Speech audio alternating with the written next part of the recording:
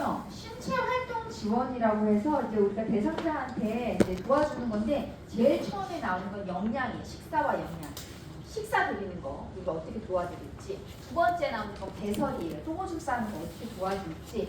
세 번째 나오는 건 개인위생이랑 옷 갈아입는 거예요. 씻기고 옷 갈아입히는 얘기. 네 번째 나오는 거는 체위 변경과 이동의 도움이에요. 대상자분들을 몸의 위치를 바꿔주는 거랑 어디 걸어다니고 왔다 갔다 하실 때 우리가 어떻게 도와줄지에 대해서 하는 네 가지 파트로 구성이 되어 있습니다. 네 가지 파트로 구성이 되어 있는데 얘네들이 각각의 파트별로 대략적으로 따졌을 때 5문제 정도씩 출제가 됐었어요. 통상 5문제씩 출제가 되는데 작년 기준으로 봤을 때 영양 파트가 문제가 조금 한 문제 줄어서 4문제 정도가 나왔어요. 왜? 작년에는 약물 투약하는 단계에 빠져버렸어요. 아예 교재에서 빠지면서 4문제 정도가 나오고 대신에 어디 문제가 들었냐? 체위 변경이 들었었어요. 체위 변경이 이 4파트 중에서 좀 제일 까다롭거든요. 왜냐면 순서를 찾는 문제들이 많이 출제가 되다 보니까 근데 걔가 좀 많이 나왔어요. 인공 문제로. 근데 올해부터는 다시 약물 투약하는 거가 나왔기 때문에 아마 대충 5로 가지 않을까 싶습니다. 예상이에요. 그래서 지금 하는 부분 350페이지 보시면 식사와 영양, 요양, 보호가 있는데 여기서 대략적으로 한 5문제 정도 출제될 걸로 예상됩니다. 그래서 처음에 보시면 일반적 원칙이라고 되어 있어요. 일반적 원칙은 선생님들이 무조건 다 알고 계셔야 됩니다. 기본적으로 알고 계셔야 돼요. 제가 이제 읽으면서 설명을 드릴게요. 근데 이 단원에서 이 단원 식사와 영양의 파트를 통틀어서 제일 우리가 조심해야 될 게 뭐냐? 바로 왼쪽에 써 있어요. 꼭 알아두기에 보시면 요양보호사는 대상자가 식사하는 동안에 살해, 구토, 성색증 등의 이상이 나는지 주의 깊게 관찰하고 대처해야 된다. 이게 제일 중요한 얘기인 거예요. 요약하자면 이 파트를 전체를 통틀어서 요약하자면 이겁니다. 살에 들리지 말게 하라. 살해가 뭔지는 아시죠? 걸려가지고 이게 원래 목구멍에서 구멍이 2개거든요. 음식물이 넘어가는 길, 식도가 있고 공기가 지나가는 길, 기도가 있는데 식도로 공기 들어가는 큰 문제는 아니에요. 그런데 공기가 드나드는 길인 기도에 음식물이 넘어가면 큰일이에요. 바로 폐로 들어가서 폐렴을 일으키거든요. 그래서 그거를 주의하셔야 된다. 그다음에 구토는 뭐예요? 토하는 거죠. 그리고 청색증은 뭐예요? 피부가 파래지는 거예요. 근데 피부가 왜 파래질까요? 칙칙해져. 산소 공급이 안 돼서 산소 공급이 안 돼서 그런데 우리가 청색증에 파래지진 않아요. 사람이 파래지진 않는데 피부가 허여지다가 보라색이 되다가 약간 이렇게 되는데 어디를 보면 제일 먼저 알 수 있을까요? 이게 청색증이 왔다는 거예요. 네, 입술이에요. 입술 색깔이 빠지기 시작하면서 나중에 이제 약간 푸른빛, 보랏빛이 되기 시작하면 이제 상태가 심각한 상황이 온 거죠. 그래서 입술에 혈관이 많이 분포하기 때문에 입술에서 우리가 제일 먼저 알 수 있습니다. 입술이 색깔이 허해지거나 이러면은 괜찮으세요? 확인하셔야 돼요. 그래서 일반적 원칙 1번부터 설명을 드릴게요. 대상자의 식사의 습관과 소화 능력을 고려한다. 신체적, 심리적, 사회적, 경제적, 질병 등을 고려해서 음식을 선택한다. 식사를 제공할 때 그분의 식사 습관이 있잖아요. 나는 항상 국이 있어야 되고 밥 있어야 되고 뭐 있어야 되고 김치 있어야 되고 뭐 있어야 되고 본인만의 습관이 따로 있을 거야. 그리고 소화 능력. 나는 밥은 못 먹어. 죽밖에 소화를 못 시켜. 죽도 못 먹어. 미음 먹어야 돼. 그것도 안 돼. 후줄로 먹어. 이런 게 있을 거 아니에요. 근데 그걸 고려하셔서 준비를 하셔야지 내가 하기 좋은 거, 내가 먹고 싶은 걸 하시면 안 된다는 거예요. 그리고 대상자의 심리적, 심리, 신체, 사회적, 경제적 상황도 고려하시고 그분이 가지고 있는 질병도 고려하셔야죠. 당뇨 있으신 분한테 막 달고 짜고 막 이런 음식을 제공할 수는 없다라는 거예요. 이번에 보시면 대상자에게 맞는 식사의 방법, 속도, 음식의 온도 등을 배려해서 즐겁고 편안한 식사가 되도록 한다. 그렇죠? 근데 이제 급하다 보니까 일이 많고 급하다 보니까 얼른 드셔 막 이렇게 좀 재촉하는 경우가 생기는데 그러다가 급하게 먹다가 이게 박자가 안 맞아가지고 살에 걸릴 수 있어요. 그래서 너무 재촉하시면 안 됩니다. 3번 보시면 식사 전에 대상자와 요양보호사는 비누로 손을 씻고 선생님은 손만 깨끗해서 될 일이 아니에요. 그죠? 그분도 식사하시기 전이니까 손 씻어드려야겠죠. 손을 씻고 주변 환경을 청결히 하죠. 와 너저분하고 막 먼지가 굴러다니는 상황에서 막 식사를 제공할 수 있잖아요. 그죠? 주변을 청결하게 하셔야겠죠. 4번이 중요하다고 아까 말씀드렸어요. 식사하는 모든 과정에서 대상자에게 주의를 소홀히 하시면 안 됩니다. 특히 여기는 주의하셔야 돼요. 사례, 구토, 청색증 등의 이상이 나타났는지 주의 깊게 관찰하고 대처하십니다. 그러면 사례, 구토, 청색증이 나타났어요. 선생님들이 관찰했어. 이게 이때. 그럼 어떻게 하시는 게 대처를 뭐를 하시면 되는지 아세요? 문제 상황이죠. 보고하시면 돼요. 그냥. 네. 뭐 문제가 생겨서 보고하라는 알려주라는. 그 다음에 5번에 보시면 대상자를 존중하고 요구를 최대한 반영합니다. 나 뭐 먹고 싶어? 아니 없어요. 뭐 난 이거 말고 저거 먹을래. 그런 게 어딨어요? 다 똑같지 뭐. 이런 식은 안 된다는 거예요. 네. 입맛이 떨어져가지고 내가 먹고 싶은 거를 요구를 하시는데 기관에 계셔. 그러면은 입만 보고 해줄 수 없잖아. 그럼 보호자한테 연락해 보실 수 있잖아. 그죠? 어머님 요즘 식사 잘 못하시는데 뭐 드시고 싶다는데 혹시 반찬 좀 해다 주실 수 있어요? 그래서 해주시면 그거 챙겨드릴 수 있는 거죠. 그죠? 방법을 좀 최대한 생각해 보셔야 돼요. 대상자가 스스로 할 수 있는 것은 최대한 스스로 하게 한다. 6번도 중요합니다. 이거는 여기 파트에만 나오는 게 아니에요. 모든 과정에서 다 똑같이 적용되는 공통 상황이라고 생각하시면 됩니다. 할 수 있는 건 하게 하셔야 돼요, 스스로. 이분이 이제 뇌졸중에 오셔서 편마비가 왔어. 한 손은 쓰고 한 손은 못 써. 근데 이분이 워낙 오른손잡이였는데 이제 오른손 마비가 와서 왼손으로 식사를 드셔야 되는 상황인데 되게 이제 불편하잖아요. 처음에 이게 잘 안 되잖아요. 잘 안 되니까 짜증이 나겠죠. 아이 나 못하는데 진짜 해줘. 막 이렇게 화를 내실 거란 말이야. 그러면 솔직히 그분이 떠드시면 흘리는 것도 많고 시간도 오래 걸린다. 그러면 내가 치울 일도 많고 내가 기다렸다가 내일 하다 보면 내일 늦어지고 솔직히 좀 짜증이 나거든요. 근데 그렇게 한다고 해서 그래요 내가 뭐 먹게 드릴게 아버님은 자기가 떠드리게 되면 그분은 이 손은 지금 기능을 잃었는데 이 손의 기능마저 선생님들이 이렇게 만들고 그럼 양손 못 쓰는 사람 만들어주는 거죠. 네. 시간이 좀 오래 걸리고 좀 실수하시더라도 시간 길게 이제 여유 잡고 괜찮아요 아버님 어쨌든 요 손으로 하는 거 연습하셔야 된다 해가지고 그 손으로 드실 수 있도록 스스로 할 수 있는 건 스스로 할 수 있도록 격려해 주셔야 됩니다. 그리고 스스로한테도 그게 좋아요. 내가 이제는 밥도 못 떠먹는 사람이 돼버렸네 이렇게 생각하는 것보다 왼손으로 떠먹으면 되는 거잖아요. 그죠? 밥은 내 손으로 떠먹을 수 있다 이렇게 생각할 수 있을 거 아니에요. 자기 스스로 자존감을 높이는 거지. 이제 밑에 보시면 노인의 영양 상태 관찰이 있는데요. 351페이지로 넘어왔습니다. 영양 부족을 관찰하는 건데 잘 나오지는 않아요. 그러니까 실제 문제에서 많이 나오는 부분은 아닌데 이제 우리가 완전 전공이나 모의고사 문제를 풀 때는 나와요. 나오는데 선생님들 제가 읽으면서 요거는 기억하세요 하는 것만 기억하시면 되겠습니다. 영양 부족의 위험 요인에서는 위험 요인이라는 건 뭐냐면 이렇게 하면 영양 부족하다. 이렇게 하면은 영양 부족에 빠질 위험이 높다는 얘기입니다. 너무 적은 식사량, 그죠? 안 먹으면 영양 부족인 거죠. 영양적으로 불균형된 식사, 너무 하나만 계속 드셔. 그냥 밥에다가 맹물에다 그냥 밥 말아가지고 고추장만 드셔. 영양 부족인 거잖아요, 그죠?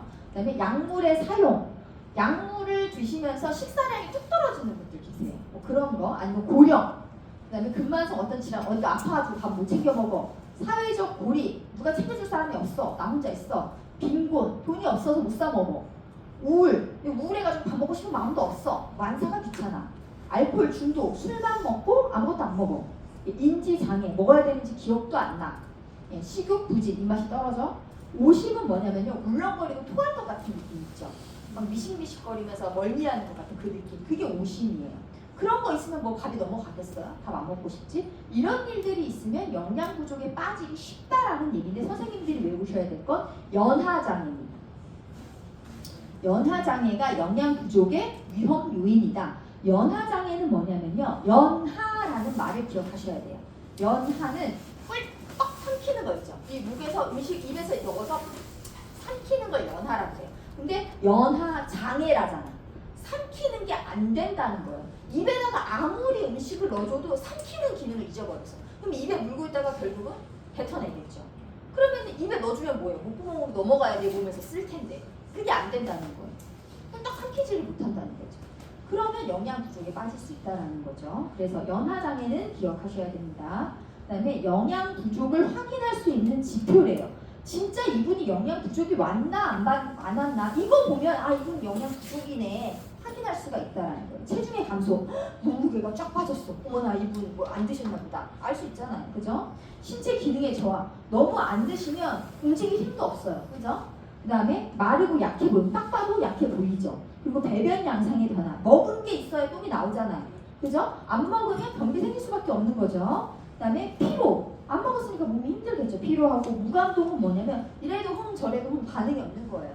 좋은 것도 없고 싫은 것도 없고 그냥 한 상태가 되는 거죠. 그 다음에 인지 수준의 변화. 너무 안 드시면 약간 해롱해롱하세요. 그런 것들. 선생님들이 기억하실 거는 상처 회복의 지연입니다. 상처 회복의 지연은 알고 계셔야 됩니다. 상처 회복의 지연이 있으면 영양 부족인가 보다 아셔야 된다는 거예요. 그게 무슨 말이냐? 상처가 생겼는데 그게 세살이 돋아야 되잖아. 어디가 됐어. 그럼 세살이 돋아야지 이게 나는 거잖아. 근데 어디가 상처가 났는데 안 나. 애기들은 어디 다쳐도 며칠 만에 금방 세살 돋고 금방 낫거든요. 근데 어르신들은 어디 다치면 안 나요. 세살 돋는데 너무 오래 걸리고 그걸 제대로 소독하고 하지 않으면 거기 자리가 썩어. 욕창 있으신 분들 많잖아요. 욕창 한번 생기면 낫지도 않고 그런 얘기입니다. 그래서 상처 회복의 지연인데 이게 영양이랑 뭔 상관이에요? 이게 무슨 말이냐? 세살이 돋으려면 우리가 먹는 것 중에서 단백질이 필수가 됩니다. 단백질을 먹어야 세살을 돋게 해줘요. 그런데 단백질이 부족하면 세살이 안 돋는다. 그래서 상처 회복의 지연이 있다. 아, 이분은 단백질을 충분히 안 드시고 계시는 거구나 알 수 있다라는 거예요. 그다음에 폐수, 그죠? 마르고 건조한. 그러면 뭘 안 드셨구나, 물도 안 드셨구나 이런 걸 알 수 있다. 그렇게 지금 영양 부족의 위험 요인은 연화장애, 영양 부족을 진짜 이분이 확인할 수 있는 지표에서 상처 회복의 지연이 있다. 그 다음에 밑에 보시면 식사의 관찰이 있습니다. 선생님들께서는 대상자가 어떻게 식사하시는지, 얼마만큼 드셨는지, 뭘 드셨는지 식사를 관찰하셔야 돼요. 얼마큼요? 이번에 보시면 대상자의 식사 시간, 섭취한 음식의 종류와 양은 24시간이에요. 그걸 관찰하고 기록을 하시는데 제가 이제 미리 말씀드려요. 여기에 보시면 기록한다고 그랬잖아요. 오른쪽에 쪽지 모양에 보시면 24시간 식사 일지를 적는 게 좋대요. 그래서 그냥 이제 다른 부분에서도 뭔가를 기록한다, 메모한다, 교육한다, 훈련한다, 프로그램한다 이런 거는 무조건 정답이에요. 다 좋은 말이에요. 교육해서 나쁠 거 있어요? 적어놔서 나쁠 거 없잖아요. 그죠? 뭐 교육받고 훈련받아서 나쁠 일 없고 프로그램 참여해가지고 배워가지고 나쁠 일 없잖아요. 다 좋은 말. 그런 거 나오면 옳은 거 찾으세요 하면 걔네가 다 됩니다.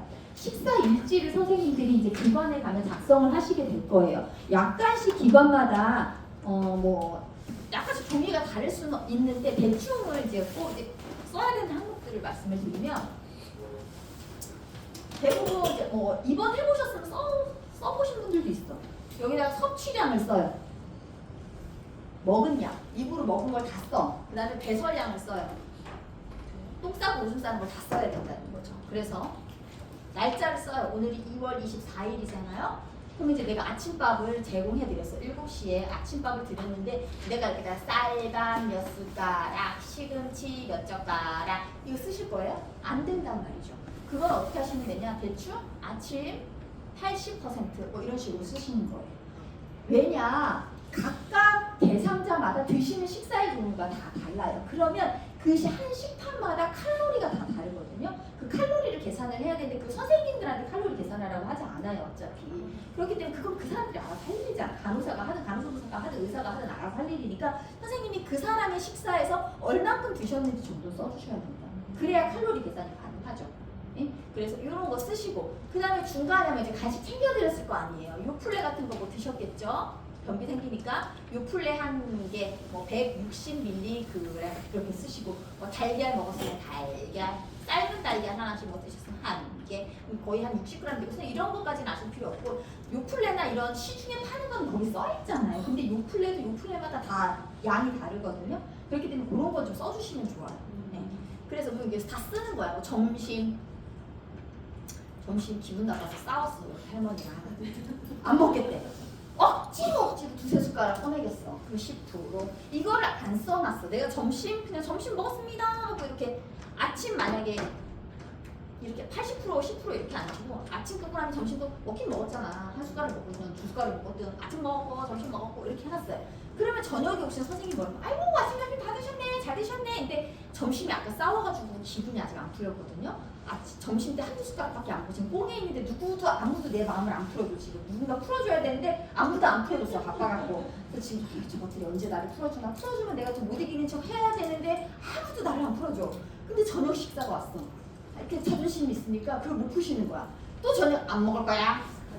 아유 그래요. 오늘 아침 점심 잘 드셨으니까. 이러면서 안 되려. 할머니한테 배우가 잠을 못 자는 거지. 다음날 아침에 제 기력이 없어.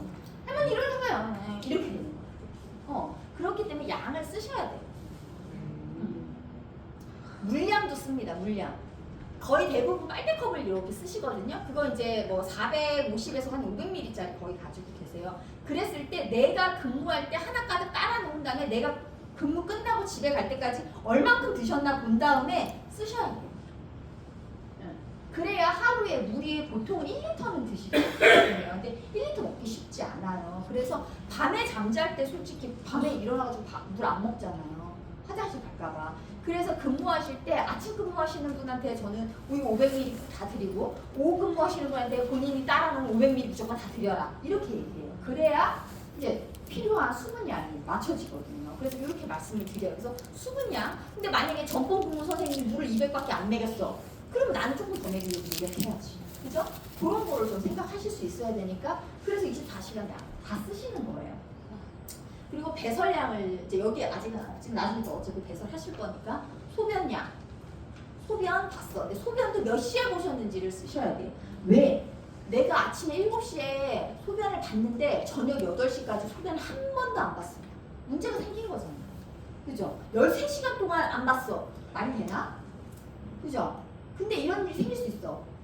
빵빵하게 방광이 차이고 찢어질 것 같고 아파 죽겠는데 안 나오는 거야. 문제가 생긴 거잖아. 약을 써야 될 거 아니에요. 아니면 소변줄을 꼽아서 빼줘야 될 거 아니에요. 뭔가 조치를 취해줘야 되는데 이렇게까지 안 보고 있으면 안 된다는 거예요. 그죠? 그렇기 때문에 시간을 써줘야지. 7시에 봤는데 지금 12시야. 근데 할아버지도 소변 한 번도 안 봐. 어머니 소변 안 마려. 안 마려. 이렇게 하신단 말이지. 화장실에 가서 한번 앉아나 봅시다. 안 나와도 한번 앉아나 봐. 하면서 이제 모시고 가가지고 앉혀놓고 소변 보신단 말이에요. 그러니까 이렇게 배뇨 간격을 맞출 수 있어야 되기 때문에 소변 몇 시에 봤는지 쓰셔야 되고 만약에 이제 소변 양까지 정확하게 기술해달라고 하면 소변 이렇게 되어 있어요. 소변량 재는 게 있거든요. 소변기가 여기에다가 재셔서 눈금 보시고 뭐 소변 200 해서 쓰셔야 됩니다. 근데 뭐 이렇게까지 할 필요가 없다. 그럼 시간은 쓰셔야 됩니다. 그리고 대변도 대변 뭐 1회 아니면 대변 뭐 계란 3개만큼 뭐 이렇게 쓰시면 이거 알아서 그분들이 양을 하실 거예요. 왜냐하면 대변 봤는데 토끼똥만큼 3알 봤어. 싼 것도 아니고 안 싼 것도 아니잖아요. 이렇게 보면. 그러니까 너무 적은 양을 봤다 기록해 놓으셔야 돼요. 네, 그래야 진짜 그냥 걸려있구나. 속안에 차이도 지금 안 나오고 있구나. 이만큼 3개 보고 이거 안 싼 거나 다름없잖아요. 솔직히 말해서. 그러니까 뭔가 조치를 취해야 된다는 거지. 관장을 해주든 복부 마사지를 해주든 뭐 해야 되니까 그런 것들은 써놓으셔야 된다는 겁니다. 근데 이제 쓰라고 했어. 쓰라고 했는데 이제 원래는 이제 써야 돼. 이렇게 써야 돼. 몇 cc 써야 되는데 그냥 변기에다가 보시는 분한테 뭐 소변 떠오라고 할 수는 없잖아요. 그러면 그냥 횟수로 쓰시는 거예요. 시간, 횟수. 대변도 내가 가가지고 지금 이걸 떠올 수는 없잖아. 똥만. 그러니까 그냥 눈으로 봤을 때 계란 몇 개 정도 이렇게 해놓으시면 된다는 거죠. 네. 그렇게 하시면 선생님들이 이거 보고 하루 정도 맨 처음에 입으로 먹은 게 몇인데 나온 게 몇이니까 대충 밸런스가 맞겠구나 이렇게 확인하실 수 있다. 그래서 이렇게 잘 쓰셔야 된다는 겁니다.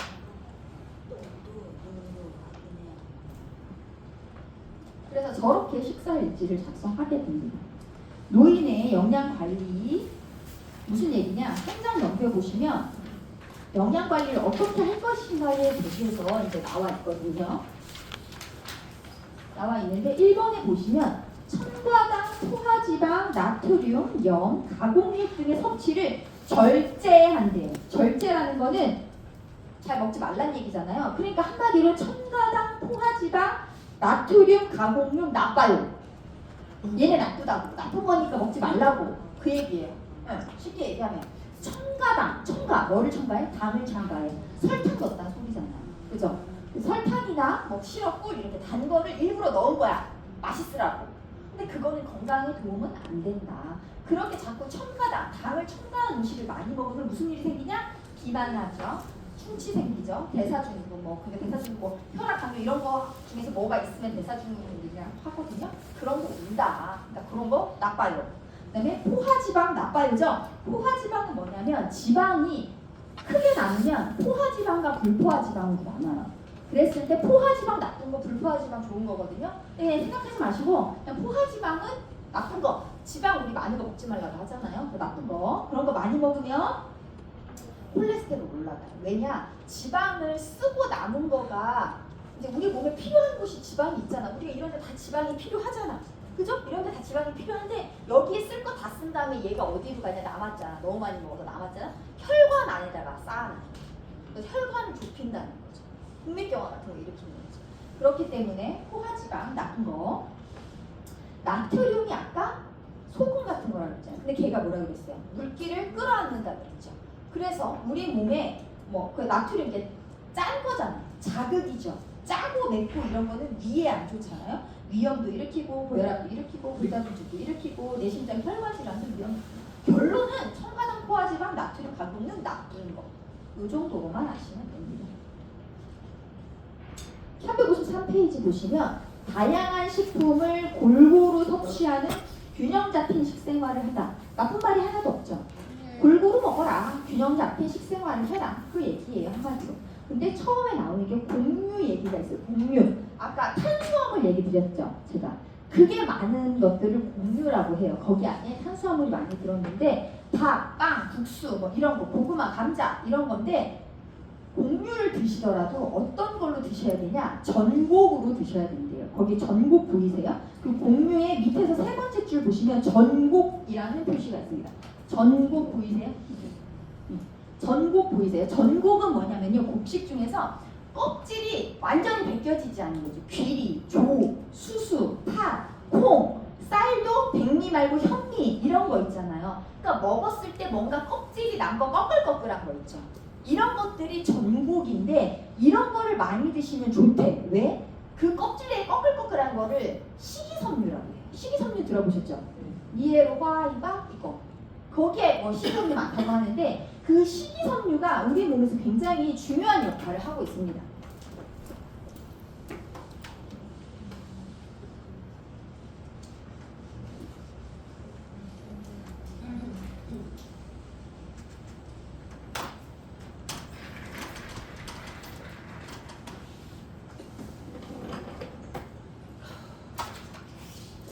이게 사람 몸에서 대장이에요. 대장.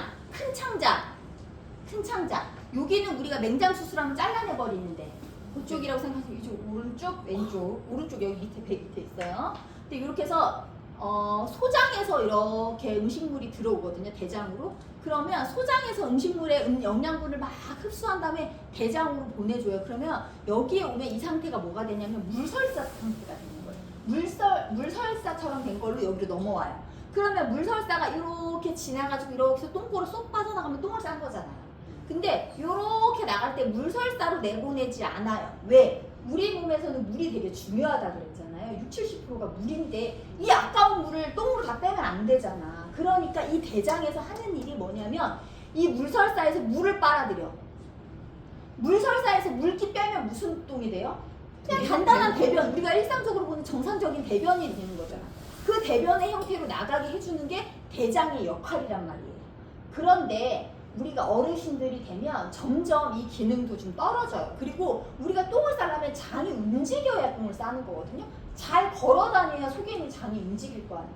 그래야 변이 내려오면서 똥으로 나오는 건데 이제 걸어 다니는 활동력도 많이 떨어진단 말이에요. 그러니까 변비가 심해요. 그런데 식이섬유를 섭취하게 되면 이 식이섬유는 먹으면 무슨 일이 생기냐? 그 꺼끌꺼끌한 게 입안에서 씹었을 때 남아요. 완전히 없어지는 게 아니라 남아. 결국은 그게 남아서 위를 통과했다가 소장을 갔다가 대장으로 왔을 때 그것들이 남아있다는 거예요. 완전히 분해되지 않는 걔네들이 그 꺼끌꺼끌한 그것들. 그러니까 예를 들어 배추잎을 똑 자르면 심지 있죠. 네. 고구마의 그 심지. 그런 애들 다 질기잖아. 아무리 씹어도 입에서 남아서 결국은 삼키잖아요. 우리가. 그게 지나가면서 완전히 분해되지 않고 이 대장까지 넘어간다는 거예요. 이렇게 남아있어. 그럼 얘네들은 뭘 하냐면 대장에 가가지고 대장 검사하셨을 때 용종 떼 보신 적 있으시죠? 네. 용종은 요 안쪽으로 볼록 튀어나온 애들이거든요. 얘 안 만들 수 있다고 자르라 그러잖아. 제거하잖아요. 이렇게 안쪽으로 볼록 튀어나오면 용종이라고 하고 바깥으로 이렇게 되면 주머니를 이렇게 만들면 얘는 개실이라고 해요. 그러면 여기서 물설 쌓인 얘네들이 지나가면 여기에도 끼고 여기에도 끼고 이 안으로도 들어가고 막 이렇게 하겠죠. 똥찌꺼기가 들어가 있는 거잖아. 근데 어쨌든 똥찌꺼기가 좋은 건 아니잖아. 배설물이니까 여러 가지 균이나 뭐랑 다 섞여 있는 거니까 여기에 너무 오래 머물러서 좋을 건 없죠. 그죠? 근데 이 식이섬유가 뭐를 하냐? 얘네들을 뭉치는 역할을 해요. 얘네들한테 갖다 붙는다고. 이 똥찌꺼기가 얘네한테 갖다 붙어. 여기가 깨끗하게 비워주는 거지. 그런 역할을 해서 얘네들이 뭉쳐가지고 한꺼번에 똥으로 빠져나가는 역할을 하게 해준다는 거예요. 그래서 식이섬유가 굉장히 중요합니다. 그래서 야채 많이 드세요. 막 이런 얘기 하잖아. 그러니까 채소를 드시더라도 익혀서 드시는 것보다 생채소, 한마디로 쌈, 상추쌈 같이 쌈, 그다음에 샐러드 이런 거를 많이 드셔야 식이섬유가 풍부해서 도움이 된다는 겁니다. 그래서 거기 보시면 전곡이라는 거는 채소랑 과일처럼 식이섬유가 풍부해요. 그래서 변비나 계실증을 감소시키고 비만, 신장병, 당뇨병들을 감소시킬 수 있다. 그냥 한마디로 식이섬유 많은 거 먹어라. 변비 예방된다. 이렇게 기억하시면 될 것 같아요. 그 다음에 고기, 생선, 달걀, 콩류라는 얘기가 나왔는데 고기, 생선, 달걀, 콩류의 대표적으로 뭐가 많이 들어있을까요? 단백질. 단백질이 많이 들어있어요. 그래서 우리가 단백질도 잘 먹어야 되겠죠. 그런데 단백질을 드실 때 고기로 만약에 육류 단백질을 드실 거면 지방이 많지 않은 살코기로 드셔야 돼요. 왜?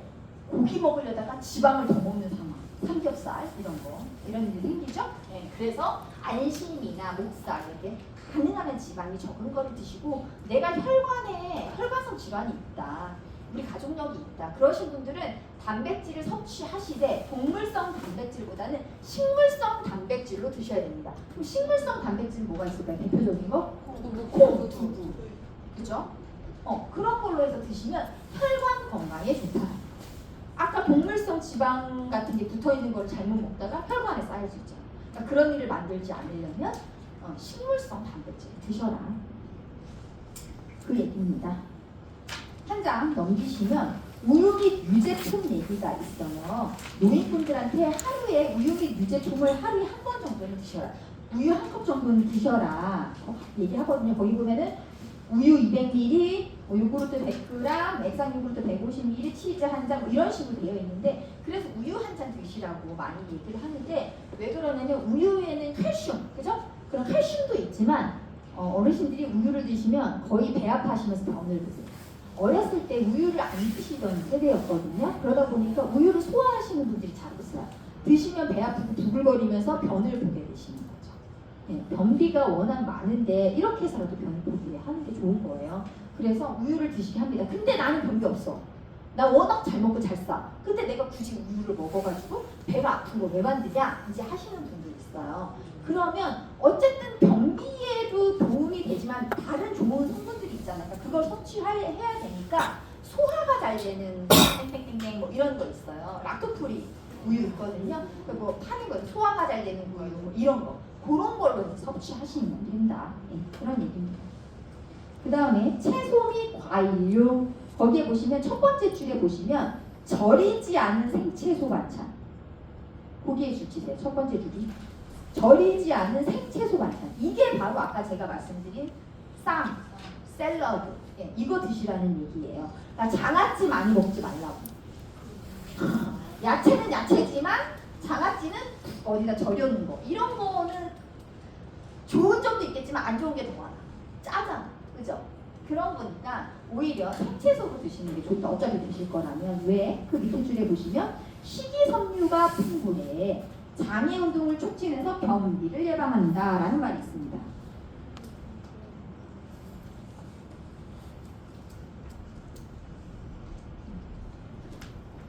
치셨나요? 네. 네, 그거 아시면 되고 그 밑에 물 얘기가 있습니다. 제가 아까 그랬잖아요. 신부전과 신부전을 제외한 모든 질환에서 충분한 물의 섭취는 무조건 다. 그래서 여기에 보시면 6잔에서 7잔이라고 표시가 돼 있어요. 근데 뭐 이거 딱 이렇게는 아닙니다. 그래서 맨 밑에 줄에 보시면 물을 충분히 섭취하는 것이 필요하다. 물을 충분히 섭취하는 것이 필요하다. 물 충분히 드셔라. 그 다음에 355페이지. 이제 여기서부터 문제가 많이 나오고 외울 게 여기서부터 이제 본격적으로 많아지게 됩니다. 여기에서 선생님들이 계속적으로 나오는 단어가 있는데 하나는 저작, 하나는 연하. 저작, 연하. 이 두 개의 단어는 꼭 기억하고 계셔야 됩니다. 저작은 뭐냐면요. 씹는 거. 씹는 게 저작이에요. 씹는 게 저작이고 연하는 뭐냐면 삼키는 거. 네. 그래서 이제 씹고 삼키는 거에 따라서 어떤 식사를 제공할지가 결정이 됩니다. 그래서 일반식에 보시면 일반식은 뭐예요? 일반적으로 먹는 식사. 문제 없는 사람들이 먹는 거니까 문제에 안 나오겠죠. 시험 문제에. 그 다음부터 저작 도움식부터 이제 알고 계셔야 되는데 저작 도움식. 저작은 씹는 거. 그래서 잘 못 씹는 사람들한테 씹는 걸 도와주는 식사가 저작 도움식이에요. 씹는 이유가 뭐예요? 우리가 음식물을 입에 넣었을 때 씹는 이유가 뭐예요? 소화 잘 되라고. 그쵸? 덩어리가 큰 거를 이로 안에서 끊어내는 거잖아. 작은 조각으로 잘라내는 걸 하는 거잖아요. 잘게 자르는 역할을 하는 거잖아요. 씹어가지고. 근데 그게 안 되시는 분들. 그래서 거기에 보시면 저작 능력이 떨어져서 단단하고 질긴 음식을 먹기 어려운 대상자한테 주는 거예요. 단단해서 못 씹고 질겨서 못 씹는다는 거죠. 단단하고 질긴 음식을 먹기 어려운 대상자한테 제공해요. 그러면 단단하고 질긴 거를 못 먹는 사람한테 어떻게 해야지 음식을 드실 수 있느냐? 단단하지 않게. 반대말은 뭐예요? 부드러워. 그죠? 질긴 거를 반대로 어떻게 하면 질겨서 씹어도 안 잘리니까 칼로 동동동동동동동동 썰어버리는 거예요. 네. 잘게 썰어서 네. 단단한 거를 부드럽게 그런 다음에 잘게 썰어서 제공하는 식사를 저작 도움식이라고 합니다. 애기들 처음에 이제 이빨 나고 하면서 이유식 먹일 때 우리가 가져가지고 주잖아요. 그 형태가 됩니다. 네, 저작 도움식, 단단하고 질긴 음식을 먹기 어려우신 분들한테 부드럽게 조리하거나 잘게 썰어서 제공하는 걸 저작 도움식이라고 합니다.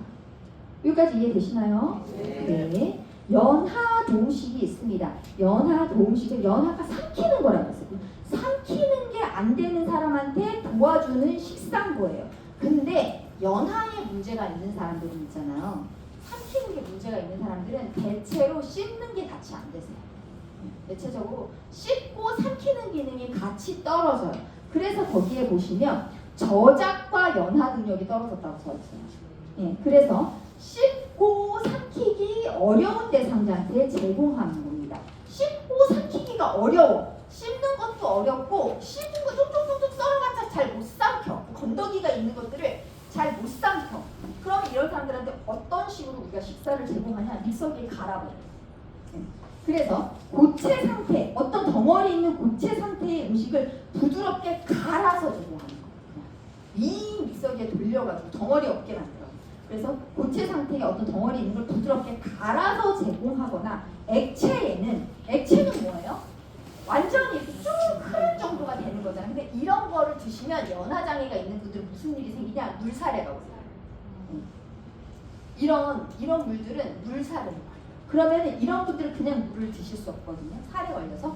그런데 어떻게 해야 되냐? 점도 증진제라는 걸 넣습니다. 점도 증진제를 첨가한대요. 점도 증진제, 점도 끈적끈적한 거잖아요. 그거를 더 끈적끈적하게 증진하게 만든대. 그러면은 무슨 말이냐? 점도 증진제가 그러면 이렇게 맥심 커피 봉지 같은 거에 들어있거든요. 하얀색 가루가 들어있는데 많이 넣으면 많이 넣을수록 더 찐득찐득한 형태가 되는 거고 조금 넣으면 덜 찐득한 형태가 되는 건데 이거를 처방에 따라서 넣는 거예요. 어느 정도 농도로 주세요가 정해져 있어요. 요플레 농도로 주세요. 토마토 주스 농도로 주세요.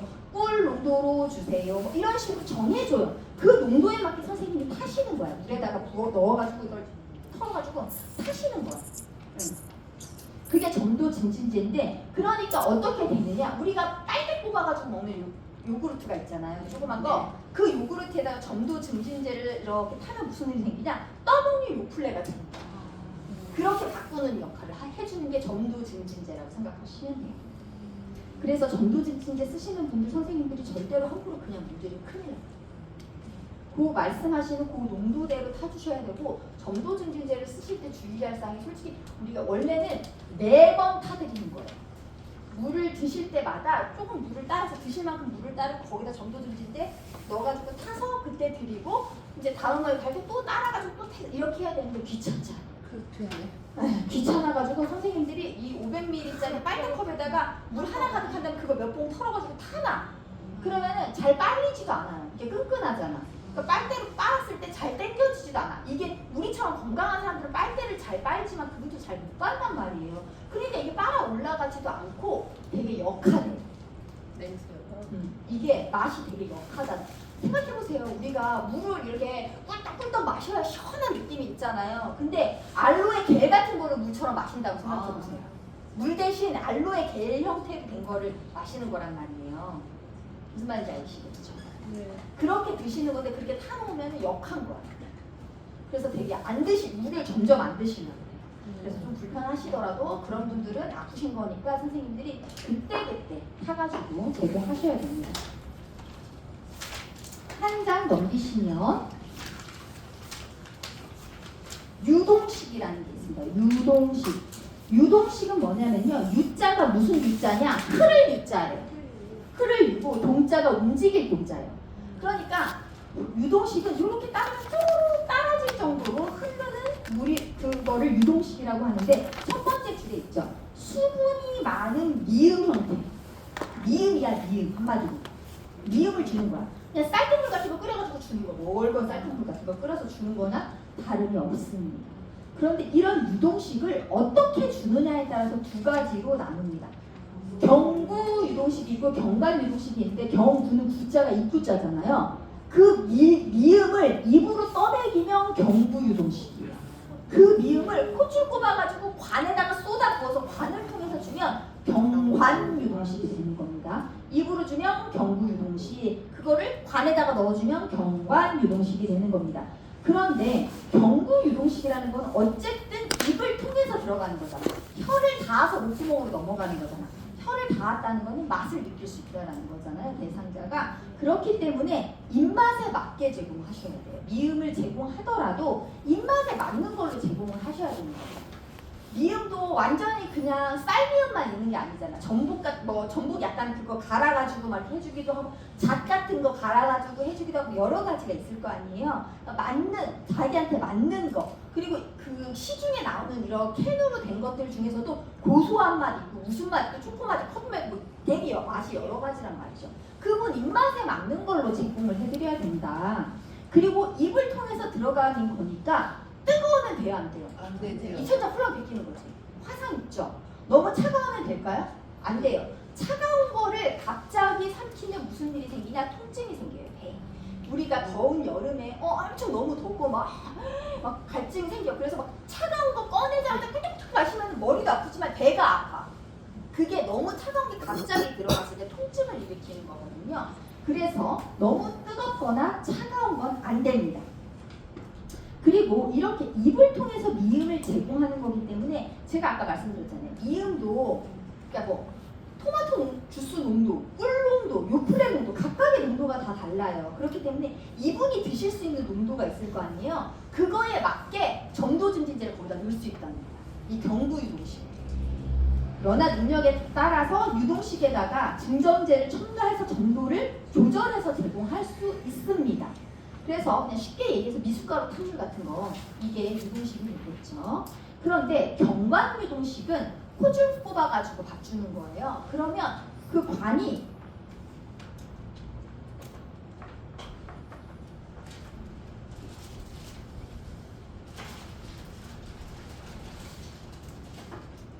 요거거든요. 요게 이제 콧줄이에요. 비위관인데 여기다가 이제 주는 거잖아요.